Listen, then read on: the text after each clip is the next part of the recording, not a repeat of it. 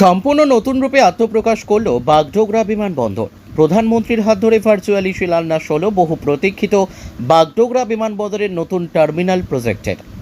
শিলান্যাস কর্মসূচিকে সামনে রেখে শিলিগুড়িতে কাওয়াখালী ময়দানে আয়োজিত অনুষ্ঠান মঞ্চে উপস্থিত সাংসদ রাজু বিস্তা, শান্তনু ঠাকুর, জয়ন্ত রায়, বিধায়ক শঙ্কর ঘোষ, আনন্দময় বর্মন, শিলিগুড়ি পুর নিগমের মেয়র গৌতম দেব সহ অন্যান্যরা। উল্লেখ্য, বাগডোগরা বিমানবন্দর থেকে প্রতিদিন বহু মানুষ দেশের বিভিন্ন এলাকাতে যাতায়াত করেন। দার্জিলিং, কালিম্পং, জলপাইগুড়ি, আলিপুরদুয়ার, কোচবিহার সহ বিভিন্ন জেলার মানুষ এই বিমানবন্দরের ওপর নির্ভরশীল।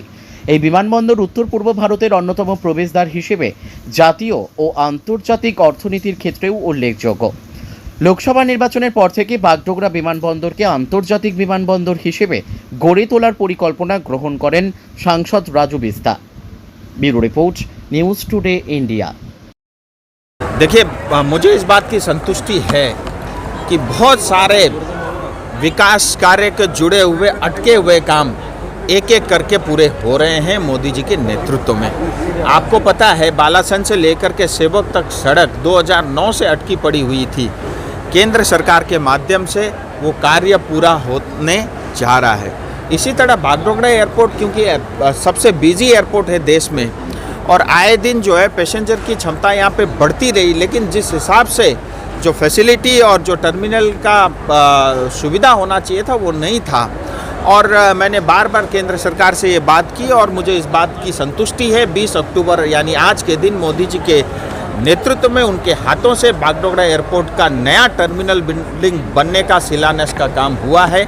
2 फेज़ में 3000 करोड़ की लागत से बिल्डिंग होगी। आज जो कैपेसिटी है उससे करीब 7 गुना बड़ी कैपेसिटी होगी और जहां आज 2.5 मिलियन यानी 25 लाख लोग सालाना ट्रेवल करते हैं, पहले फेज़ में 1 करोड़ और दूसरे फेज़ के बाद 2 करोड़ तक लोग सालाना ट्रेवल कर सकते हैं। इसके कारण पश्चिम बंगाल और विशेष करके दार्जिलिंग, तराई, डुवर्स, नॉर्थ बंगाल की जनता को बहुत लाभ होगा। टूरिज़्म और ट्रेवल एजेंसी को लाभ होगा, होटल इंडस्ट्री को लाभ होगा, ट्रेड को और व्यापार को लाभ होगा, एग्रीकल्चर और टी को लाभ होगा। हमारे जो मरीज और विद्यार्थी उनको इसका लाभ मिलेगा, युवाओं को नए रोजगार के अवसर मिलेंगे और मुझे लगता है ये एक बड़ा एसेट जो है पश्चिम बंगाल को और विशेष करके दार्जिलिंग और बागडोगरा शिलीगुड़ी की जनता को केंद्र सरकार की देन है। मैं प्रधानमंत्री जी का बहुत आभारी हूँ। लेकिन डेवलपमेंट में जब NH10 जब क्वेश्चन में आ रहा है उसके लिए क्या सोचा है? देखिए, जहाँ तक NH10 का विषय है, सोचना ममता दीदी को था, उन्होंने सोचना बंद कर दिया, इसीलिए हम दोबारा सोच रहे हैं। क्योंकि NH10 जो है वो हैंडओवर कर दिया था स्टेट गवर्नमेंट PWD को। PWD के पास न तो वो क्षमता है, न तो वो पैसा है, न उनकी इच्छा शक्ति है। इसीलिए जो है वो अब डिसाइड हो गया है। NH10 NHAIDCL को हैंडओवर हो रहा है, प्रिंसिपल अप्रूवल हो चुकी है। 15 दिन पहले ही होना चाहिए था, लेकिन थोड़ा समय लगा है। लेकिन अब वो केंद्र सरकार NHAIDCL के माध्यम से उसका रखरखाव करेगा, ये ऑलरेडी तय हो चुका है। नहीं, ये तो डेवलपमेंट का बात है। ये हमारे सेंट्रल गवर्नमेंट का एविएशन मिनिस्ट्री से ये किया गया है और मैं मानता हूँ पश्चिम बंगाल के सरकार अगर हमको हर तरफ से हेल्प करेगा तो पश्चिम बंगाल के जनता के लिए सुविधा हम लोग दे पाएंगे सेंट्रल गवर्नमेंट के पक्ष से। आज जो हुआ है ये एक बहुत बड़ा कामयाबी हमको मिलेगा फ्यूचर में, क्योंकि सिर्फ कलकत्ता जो सुभाष बोस एयरपोर्ट है उसमें ही नॉर्थ बंगाल और जितने सारे नॉर्थ ईस्ट का स्टेट है उनका यातायात के लिए डिपेंडेबल था एकमात्र कलकत्ता का एयरपोर्ट। अगर यहाँ टर्मिनल बढ़ता है तो यहाँ से भी हमारा नॉर्थ ईस्ट में यातायात बढ़ जाएगा और वहाँ का जो सुरक्षा का बात होता है उसमें भी बहुत बढ़ावा मिलेगा। तो मैं मानता हूँ एयरफोर्स का भी अच्छा हुआ है, आम आदमी के लिए भी सुविधा हुआ है, क्योंकि कनेक्टिंग फ्लाइट बहुत सारे ज़्यादा हो जाएगा नॉर्थ बंगाल से और यहाँ से नॉर्थ ईस्ट में जितने स्टेट हैं वहाँ भी जाने के लिए बहुत कम समय लगता है, कलकत्ता से ज़्यादा कम समय लगेगा। मैं मानता हूँ ये फ्यूचर के लिए एक बहुत बड़ा प्रोजेक्ट है। আজকের এই দিনটি আমাদের কাছে খুব গুরুত্বপূর্ণ। বাগডোগরা বিমানবন্দর আমার মনে পড়ে যাচ্ছে যে 2014 সালে যখন আমি বাগডোগরা এয়ারপোর্টে নামি কলকাতা থেকে, আমাদের বাগডোগরা এয়ারপোর্ট অথরিটি তারা একটা মেমেন্টো নিয়ে দাঁড়িয়েছিল আমি বুঝতে পারিনি যে ব্যাপারটা কি।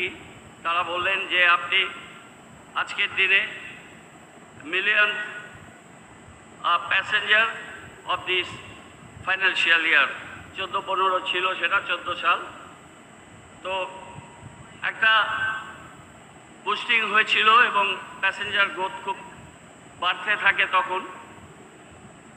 তার একটা অন্যতম কারণ ছিল যে honourable chief minister Mamata Banerjee উনি একটা সিদ্ধান্ত নিয়েছিলেন যে এখানে রিফুয়েলিং যেটা হবে ফ্লাইটের সেটা 0 সারচার্জ করে দেওয়া হয়েছিল।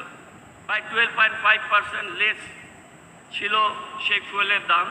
সুতরাং ডোমেস্টিক এয়ারলাইন্সগুলো তারা আরও বেশি করে এখানে আসতে থাকে।